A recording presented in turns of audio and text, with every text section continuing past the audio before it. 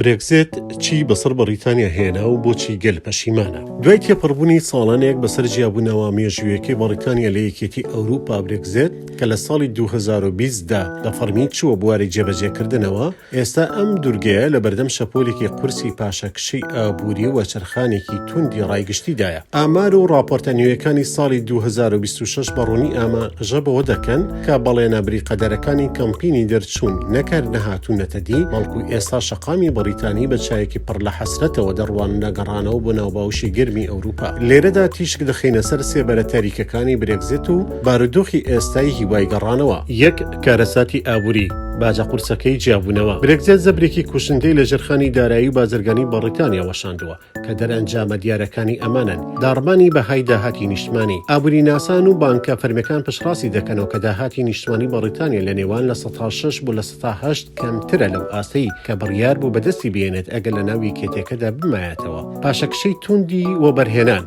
بەهۆی تەمومشبوونی ئایندەی بازاڕ و نەبوونی متمانە و بەرهێنانی بازرگانی بەڕێژەی بەرچاو لە نێوان لە 12 بۆ لە 8 وەزیوە. تەنگەژەی بژێوی و گرانی ژیان، نەمانی بازاڕی ئازاد و سەپاندنی پشکنینە ئاڵۆزەکانی گومرک تێچووی هاوردەکردنی کاڵە بازرگانەکانی بەرز کردوتەوە. ئەمەش ڕاستەوخۆ باری سەرشانی هاوڵاتیانی قورس کردووە. لاوازبوونی بازرگانی و هەناردەی بەریتانیا بۆ وڵاتانی ئەوروپا لە 15 وەزیوە.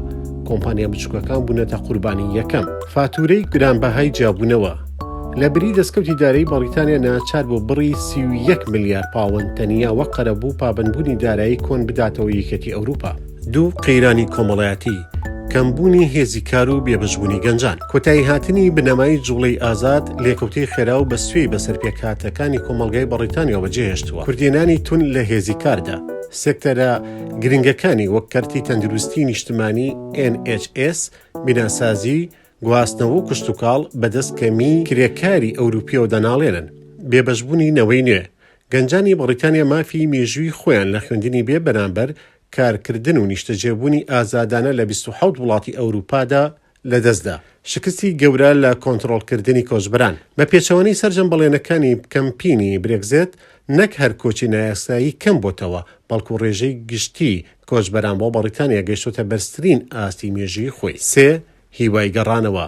ئایا بەریتانیا پەشیمانە؟ ئێستا هاوکێشی ڕای گشتی بە تەواوی سەر و ژێر بۆتەوە. خواستی گەڕانەوە بەناوباوشی یەکێتیەکە ڕۆژ لە دوای ڕۆژ لە خەڵکشاندایە.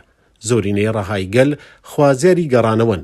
نوێترین ڕاپرسیەکانی دەستگا بەناوبانگەکان ئاشکرای دەکەن کە لە 58 بۆ لە 61 دەنگدەران پشتگیری لە گەڕانەوەی وڵاتەکەیان دەکەن بۆ ناویەکێتی ئەوروپا. ئەم ڕێژەیە لە ناو گەنجاندا لە تەمەنی 18 بۆ 25 دەگاتە لووتکە و زیاتر لە 185 تێدەپەڕێنێت. هاوکات لە بەری ئەوروپاشەوە باوشەکان کراون. ڕاپرسی ئەنجومەنی ئەوروپا بۆ پەیوەندیەکانی دەرەوە ئەوەی سەلماندووە کە لە 166 هاوڵاتیانی ئەوروپاش پێشوازی لە گەڕانەوەی بەریتانیا دەکەن و دەرگاکانیان بۆ واڵا کردوونەتەوە. ئێستا پرسیارە گەورەکە ئەوەیە، ئایا لەندەن دەتوانێت هەڵا مێژوویەکەی خۆی ڕاست بکاتەوە؟